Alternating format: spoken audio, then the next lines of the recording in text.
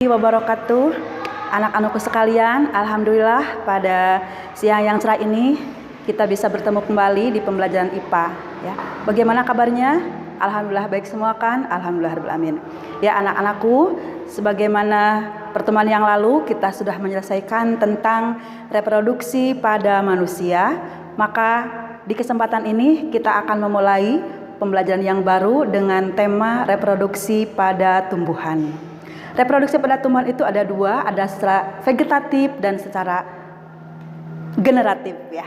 Ya, untuk kesempatan ini adalah reproduksi pada tumbuhan secara vegetatif yang alamiah.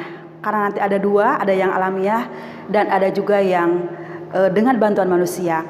Nah, di kesempatan ini kita akan mempelajari tentang reproduksi vegetatif alamiah pada tumbuhan ya. Untuk sebelum ke materi, kalian harus mengetahui dulu apa saja yang harus kalian capai dari materi ini, yaitu diantaranya mengetahui indikator-indikator yang harus kalian kuasai. Yang pertama adalah kalian bisa menjelaskan tentang pengertian reproduksi vegetatif alamiah pada tumbuhan.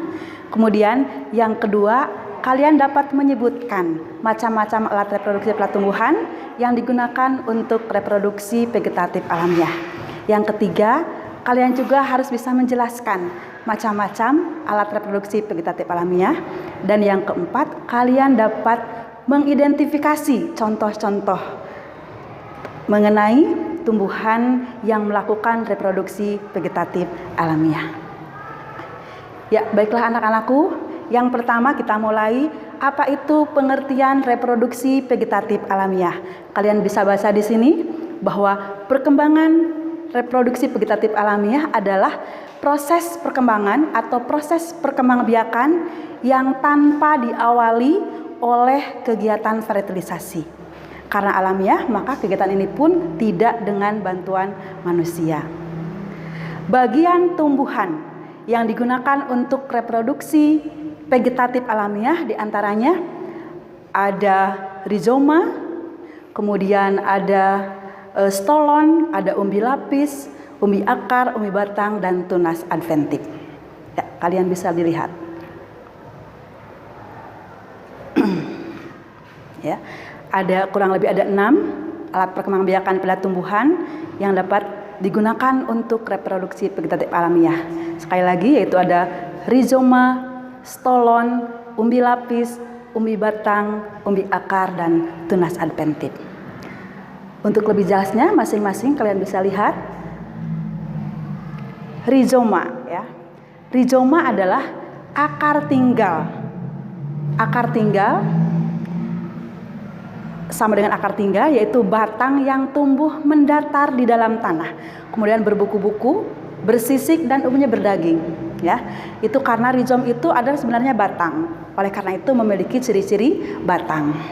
Apa saja tumbuhan yang termasuk dapat melakukan perkembangbiakan vegetatif alamiah dengan rizoma, diantaranya adalah jahe-jahean ya, ada jahe, kencur, kunyit, dan kawan-kawannya. Kemudian itu ya, kalau mungkin ada yang belum mengetahui yang bagaimana kunyit dan jahe, ini diantaranya. Yang kedua adalah stolon. Stolon atau geragi adalah batang yang menjalar di atas permukaan tanah. Kemudian nanti ada buku-bukunya, dari buku-buku itu akan tumbuh individu baru. Nah, contohnya adalah stroberi dan rumput teki. Ibu yakin kalian sudah tidak asing lagi dengan stroberi ataupun rumput teki yang biasa ada di sekitar kita. Kemudian yang ketiga yaitu umbi lapis ya. Umbi lapis. Umbi lapis bisa kalian lihat di sini. Umbi lapis merupakan bagian tumbuhan yang membesar, kemudian mengandung cadangan makanan. Tumbuhan yang berkembang biak dengan vegetatif alamiah, yaitu umbi lapis itu, untuk contohnya biasa kita gunakan sehari-hari, yaitu contohnya adalah bawang merah. Kalau kalian membelah bawang merah, maka akan terlihat lapis-lapisan dari umbi itu. Itulah yang disebut dengan umbi lapis. Kemudian yang keempat, bisa kalian perhatikan, yang keempat adalah umbi batang. Umbi batang merupakan batang yang mengandung cadangan makanan hingga mengembung membentuk umbi. Ya. Pada umbi batang yang ditanam akan bentuk tunas yang akan tumbuh menjadi individu baru. Contohnya sebagai berikut.